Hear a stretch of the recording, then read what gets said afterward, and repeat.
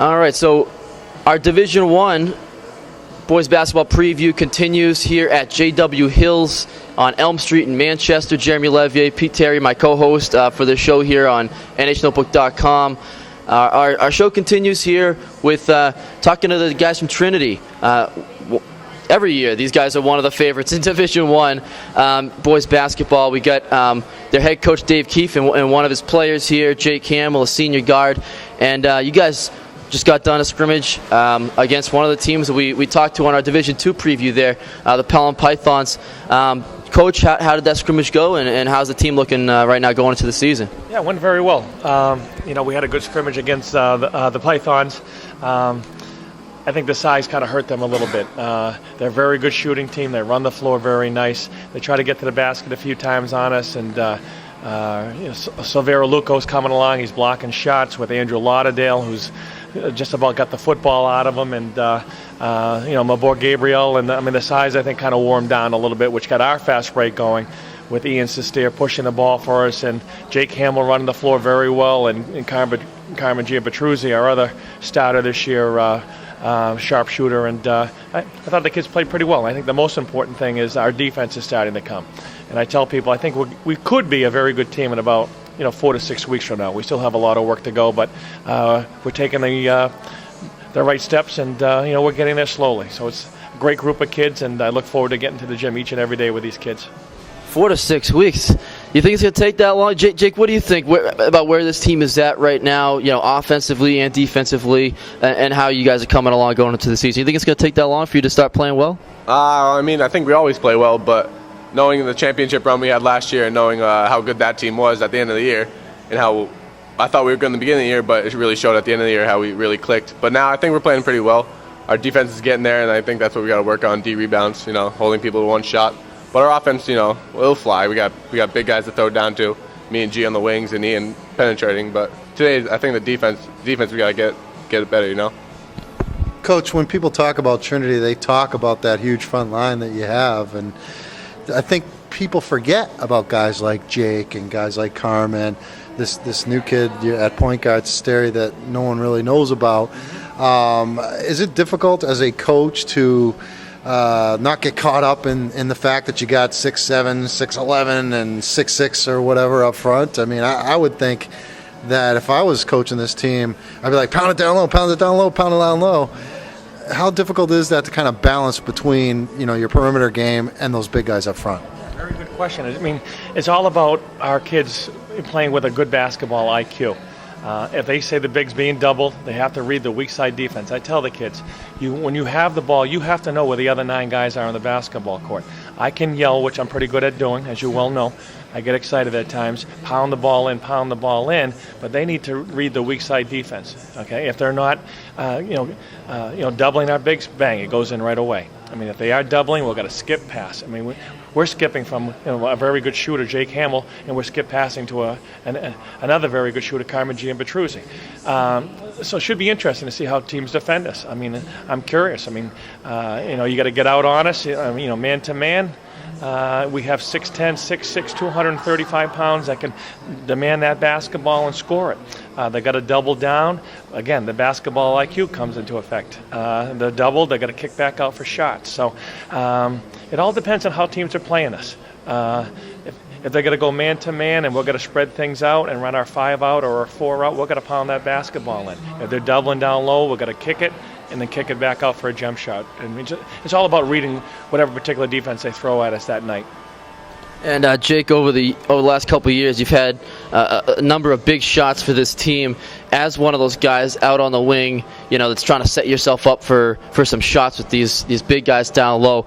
Talk about your role on this team. As a kid that is able to knock down some really clutch shots, and it seems like you're definitely not afraid of taking those big shots late in games either. Yeah, well, as a captain, I was a captain last year, and I'm a captain this year. You gotta want to take those shots, Especially the easiest way to shoot it is when Silvero gets the ball or Andrew gets the ball, and they kick it right back out to me. I get a step in 3. But somebody needs a big time shooter. You need a big time shot. I like taking that shot, But as a guard on the wing, me and Gene know that the easiest shot, you give it to Silvero, you cut, skip pass, you're wide open. So for us, it actually helps us out when you feed it to the bigs because they'll find us they'll give it to us back. And I want to talk about the Manchester transfer situation and who's going where, especially getting your point of view, because you're a player who transferred from one Manchester school to another before your sophomore year, going from Central over to Trinity. Talk about your decision to go to Trinity instead of Central, and also what's your take on all these kids? It seems like every other day you're reading about this kid's going to West now, and he was going to Trinity before, and all that. Well, when I made my decision, it was I wanted to get, Trinity helped me get more into college. I'm in the 7 colleges right now, and it's December, and I've had 7 colleges already accepted. So I got all my stuff in by October. So, in my case, when I was a freshman at Central, all my Seamus O'Neill, Anthony Sedita would tell me that it was kind of hard to get into colleges because they had to do it all themselves. So I went to Trinity based on what I wanted to do when I get out of high school. I wanted to get into college. But nowadays, I think it's just turning into, I say nowadays, I feel old, but I think it's turning into more of they just want to play basketball, which if you're not liking the team or something, but when I made my decision, it was most on, I'm in the 7 colleges now, so I'm kind of happy I made my decision. And Coach, people kind of look at you and your program and see all these kids coming into your program and saying, oh, they have that advantage, they're a private school, they can recruit kids. But I think people forget you had it going the other way with a couple of pretty good players. You lost Jordan Laguerre to prep school, Madal transferred over to Memorial. Those people forget about those moves too.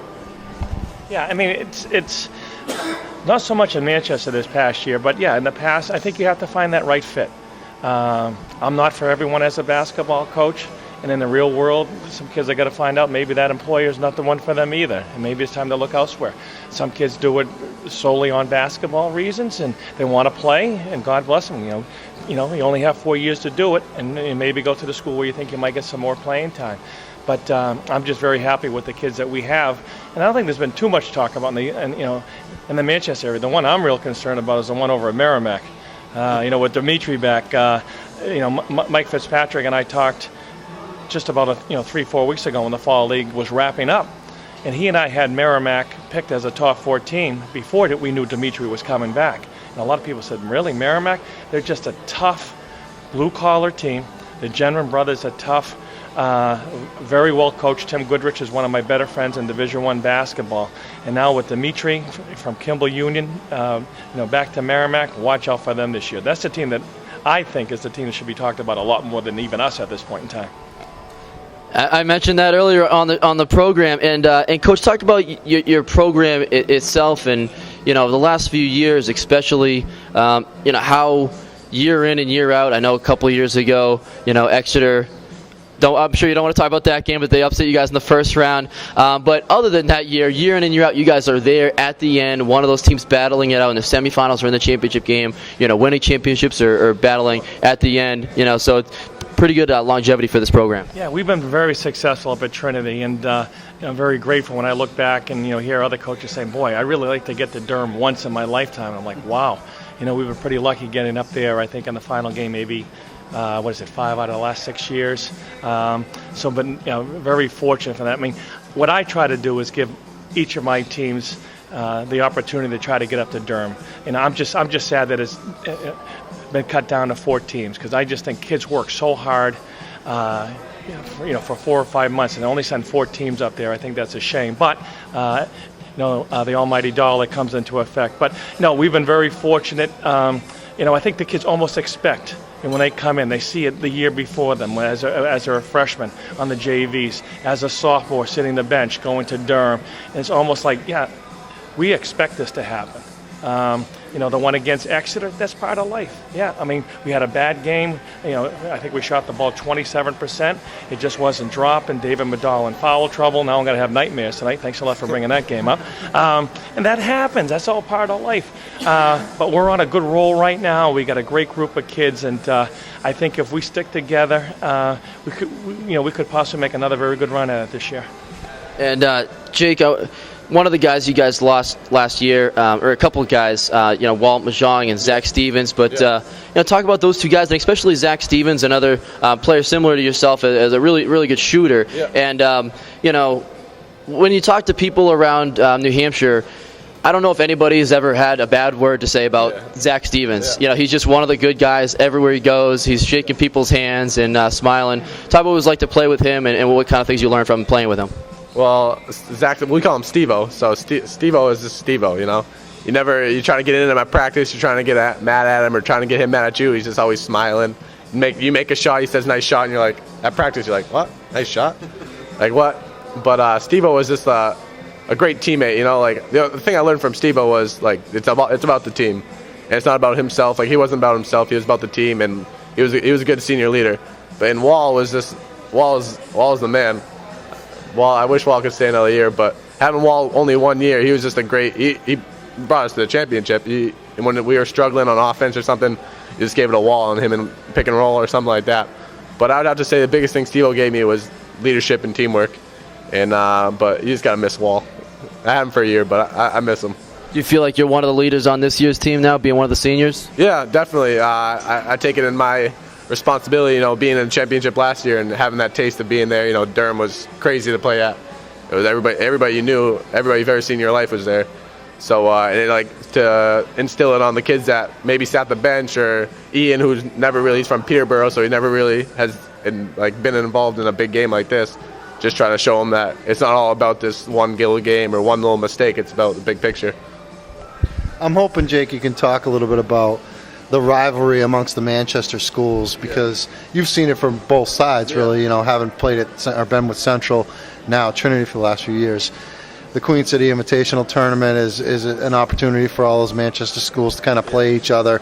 You got the games against them in the regular season. Those games, to me, are more important. Coach wouldn't want to hear you say it, but I'm sure as a player, you probably get up for those games a little bit more than playing against Winnicott or whoever. I mean, the Central Memorial West Weeks, when the game's coming up and you're practicing for that game, I mean, it is intense. And I was at my buddy's house today before the scrimmage, and he was talking about the Central game. He goes to Central. And 6 months ago, they were talking about the Central game and the chance they're going to stay against me. When I transferred, they were talking about that game. Every time you hang out with somebody from another school, they're going to talk about that game. So as like a broad, from a student section or from parents or something, that game's a game to watch. But you're supposed to look at it as just another game, but obviously it's not just another game. You want bragging rights, when you're 20 years down the road and you come back for watching a game, you want to say, hey, remember when we beat you guys? But it is just another game, and the big picture is the championship, but you kind of want to be the undefeated city team. But I don't know. And Coach, talking about these Manchester schools, it seems like one of the reasons why there's such big rivalries there is, it seems like every year at least 2, if not 3, or all 4 of them are all up there in the standings. And, looking at this year specifically, it looks like, both you guys in Central possibly, 2 of the top 2 or 3 or 4 teams in this division. Talk about Central in particular, how you guys match up with them. Yeah, I think we match up pretty well against most people. We're just bigger. We know we're bigger than most teams. We're going to try to pound that ball in there if they go man-to-man. And if they're doubling down, like I said earlier, we're going to kick that ball back out. And I know Jake will take that shot every time. And Jim Petruzzi will have his feet ready to let the thing fire. But it's fun. Someone made a comment to me at the YMCA the other day, and they said, you know what, the Manchester kids are pretty lucky altogether. And I said, what do you mean by that?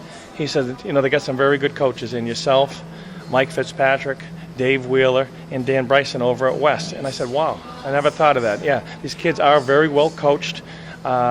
We're good friends, but when we go after one another on that Tuesday or Friday night, it's a war. And we all know that. We don't take it personally, but we prepare our teams for battles day in and day out. But those games are a little something special, when that Trinity gym is packed and the Central gym's packed and the chants are going back and forth. I don't hear it, but when I watch it on tape after, I got some smiles with some of the cheers when I hear, the chants on the next day when I'm watching it on tape. But those games are special. Those games are special, and it should be a great battle again this year. I'm looking forward to it. Well, some of these transfers, they kind of affect what cheers happen. When you got Cormac Fitzpatrick, who going to, and Dave Medall. A couple of the transfers over the last couple of years that really come to mind. These guys changing schools seem to really elicit some creative cheers, that's for sure. I know some of the kids. I hear them talking in the hallways as I'm making my way into practice or through the back parking lot. How they're already working on cheers for this coming game already. They already know the dates, and they're already got the posters being made, and they're already practicing the chants now. I'm like, you guys are a sick bunch, but that's why we love the Trinity fans. They are something special. They're playing that little bandbox. The fans are right on top of the kids, and some of the cheers, like I said, they come up with. As long as they're clean and they're not too demeaning, I think it's all in good fun. Because we've had some great battles at all of our places, and like I said, looking forward to another year. Trinity has had some tremendous success winning championships. And I'm not even talking about your program, Coach. I'm talking about the hockey team that was the champs this past year.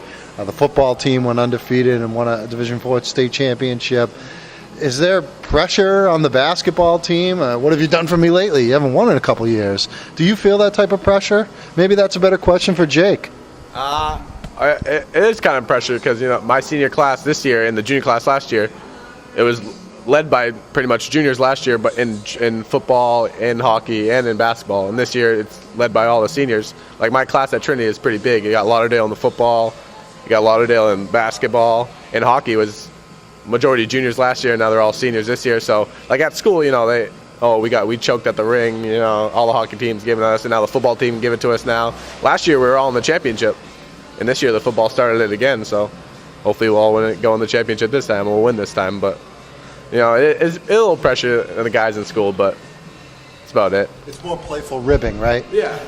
And say, we got a ring, blah, blah, blah, we don't choke, stuff like that. But it's fun. We're all in the championship, so it's not that big of a deal. And Jake, you mentioned earlier that you got a bunch of schools that you're looking at, and you've already been accepted to seven schools. I don't even think I applied to that many. Have you made a decision yet, or have you narrowed it down which schools you're looking at? And I know you also play baseball for Trinity. Are you looking at playing either baseball or basketball in college? And like I said, which schools are you kind of narrowing things down to? Well, I applied to 9 just to be safe. I didn't know I was going to be this lucky at getting accepted to them. But if I could play basketball or baseball in college, I'm not going to turn it down. But right now, I'm really looking just to go my education. But I'm playing this year as the last year I'll play basketball and trying to win it on top. If I could win a championship and not play any college sports, I'll take it. But, I'm narrowed down to like Roger Williams, St. A, stuff like that. But I don't know yet. I got a long time to think. But this year I'll play as my last basketball season. Have you thought about, a major, what kind of thing you're going to be looking to do, in college, what field to study? Yeah, I've kind of known this since I've been younger, but I want to be a teacher. I want to be a math teacher in high school, and maybe coach a basketball team, maybe coach a Trinity game, come back to Trinity and be a math teacher and coach. But I really want to be a teacher. So. What about reffing? A lot of people around the state know that your father's an official. Yeah, well, it's in the blood, but I'll give him that one. I'll let him be the ref of the family. Coach, looking around at some of the other teams in the division before we let you go, you mentioned Merrimack. Who are some of the other teams that, looking around the state, that you expect to be there at the end? Obviously, you assume yourself, you guys are going to be there. We talked about Central. Who are some of the other teams you expect to be there at the end of Division I this year? Yeah, most definitely. We have Merrimack with Dimitri back. They're going to be a force. I really believe that. The national teams, you got Bishop Girton. Very good. They have 5 seniors starting. They just keep reloading year to year. 2 or 3 of them were out there when they beat us last year. So they also have that very valuable experience, being up in Durham playing a couple of games. You have Nashua North with probably the best backcourt in Division I basketball, and those kids are dangerous. Central, very tough. Always that defense. Watch out. They're coming after you, picking you up full court, double teaming you, trapping you, and it's going to be a war when we play against them. Memorial, I think Coach Fitzpatrick would agree he's in a rebuilding year, but he's got some of the best young talent coming up in the city of Manchester. I'm sure Sudi will talk about that later when you get him in here. So it should be quite a year. You got teams like Spalding. I think it's got to be very tough. Dover, where we go Friday, and that's no cakewalk up there. Coach Ross prepares his teams with the best of them, and we're going to be in for a war up there Friday night. Pinkerton is another team that could be like a dark horse team. So it's pretty much wide open again this year. I wouldn't be surprised if you told me one of the following 6 teams won the state championship. But talking talking about pressure, getting back to that, I mean, no, I really don't put pressure on myself. Maybe I just prepare my teams the best that I possibly can, and you let things fall where they fall. I just think if you prepare your teams to the best of your ability, win or lose, I can live with that. But yeah, it is. I mean, at Trinity, Class L championships are expected. I would love to get another one before I retire in a few years, and that's what we all play for. And I'm just hoping that we continue to get better, stay injury-free, play as a team, and hopefully get up to Durham one more time. And Coach, one last thing. Coaching your son, Pat Keefe, on the team, what's that been like? Briefly talk about this freshman that we've mentioned a couple times here, Ian Sestair, and also the development of Mabor Gabriel. Seems like he's really coming along as a player as well. Sure, yeah. Coaching your own son, I've been doing it since he was probably 6 or 7 years old.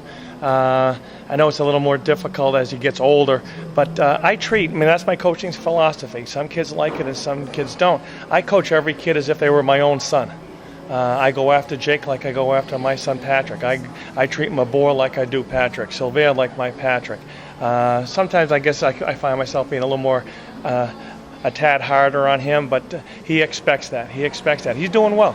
As a sophomore. He's making steps to getting playing time. He's got to be either the first or second guard off the bench this year as a sophomore. So he's working hard at it. This kid, Ian Sestair, you got to hear a lot about him. He's a freshman. He scored 62 points last year in a junior high game. I was talking to a referee that did our scrimmage against Merrimack Valley last week, and he said he refereed that game.